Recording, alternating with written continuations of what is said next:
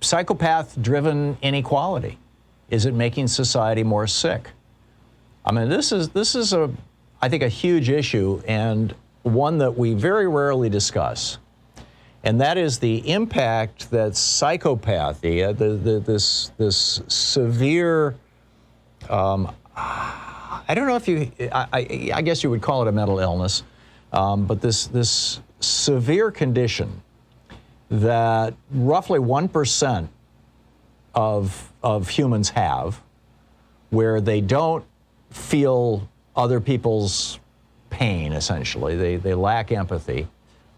And they're willing to just crush anybody who gets in their way. These are the people who arguably brought us civilization. Right? I think I realize there are those who argue that there's an upside to psychopathy because, you know, hey, while it's 1% of our population, it's 20% of our CEOs. I think, frankly, the difference between the Republican Party and the Democratic Party right now is that the Republican Party, which was headed by a psychopath for 4 years, Donald Trump, and I think we can easily back that statement up. Psychiatrist and professor of psychiatry at George Washington University Medical School, Dr. Justin Frank, on this program, has just come right out and said it, as have several other psychologists on this program. So the Republican Party has kind of reinvented itself in the psychopathic model, whereas the Democratic Party, and by the way, that would account for why the Republicans play brutal politics, take no prisoners politics. I mean, just look at Mitch McConnell. That is psychopathy. And then on the other hand, you look at the Democrats, well, let's compromise, let's work things out, let's collaborate, let's cooperate. That's how normal people are. That's how non-psychopaths are. You know, in the piece on this that I wrote for HartmannReport.com today, I talked about how decades ago, when I was doing international relief work for the Salem International Organization, I was in this little town in northern Australia called Lockhart River. It's an Aboriginal town. As I recall, it was like, 500 or 1,000 people. And they had a little school. And there was this one teacher who was giving me a tour. He was relatively new to the place. He'd been there about a year. He was a white guy who'd grown up in Sydney. And he was so eager to tell me about this amazing life-changing experience he had when he first got to the school. And what it was that he was, kind of supervising after-school activities, and the kids were playing soccer, and they had formed into two teams. And they would go back and forth in terms of which team was ahead. And then after about an hour, at some point, they just stopped playing and told him the game was over. And he was like, why? How do you know? I mean, I don't see any specific thing that tells me the game is over. And they were like, well, both teams have the same score. We're even. And he was like, whoa, this is incredible. I had been working in Petford, in fact, with another guy up there who was Aboriginal.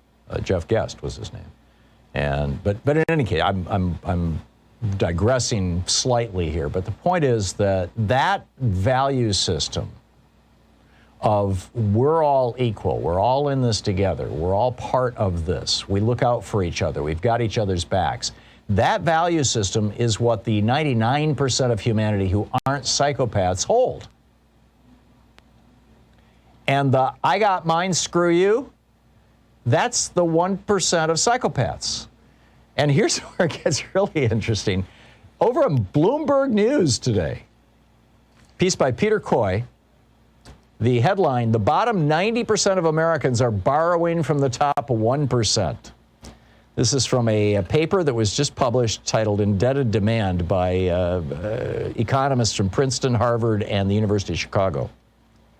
And in econ speak, this is what they said, quote, this is from their paper, A substantial amount of borrowing by households in the bottom 90% of the wealth distribution was financed through the accumulation of financial assets by the top 1%. Right. And so, then the question is, like, when did the psychopaths take over? Well, Daniel Quinn, I think, probably offers us the best answer to that question in his book Ishmael, where he suggests that, and I quote him, and I cite this in at least two of my books, The Last Hours of Ancient Sunlight mostly, where, he pointed out that prior to the agricultural revolution, his phrase was, we all lived in the hands of God. In other words, we lived on a day-to-day basis, hunter-gatherers. But as we moved into climates, we, the human race, moved into climates that were seasonal, moved away from the equator, and developed agriculture, and this hit its peak around 7,000 years ago, it became possible for some people to lock up the food.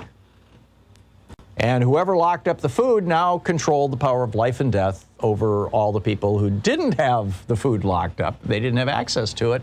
And those people who locked up the food 7,000 years ago became what today we refer to as kings or queens or CEOs or, robber barons. And here's where it gets really fascinating. What got me thinking about this and started on this was a headline I saw in Drudge yesterday, of all places. And it was a link to an article about how, from a gaming site, and it was about game night, people having game nights in their homes and or online, and the game that causes the most strife, the game that is the most banned in America, because it literally, according to them, 11% of the time can lead to a fist fight, is Monopoly.